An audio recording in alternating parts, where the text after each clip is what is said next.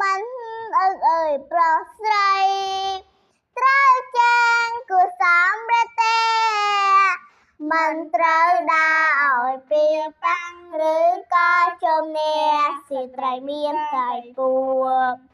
មិនត្រូវដើរឲ្យពីប៉ាំងឬក៏ជំនះសិត្រីមានតែពួរពេលមិត្ត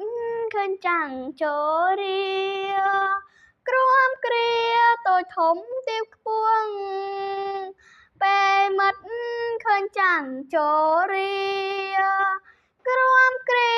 តូចធំទៀបខ្ពស់គួរមិនស្អំធ្វើសង្កប៉ាពណ៌គេយួរនាំឲ្យថ្នាំងថ្នាំមិនគួរមិនសំធ្វើសោះប៉ះពាល់កិត្តិយសនាំឲ្យថ្នាំងថ្នាកុមារាកុមារីគ្មានក្មៃរូរាយទេកុមារាកុមារីគ្មានក្មៃរូរាយទេ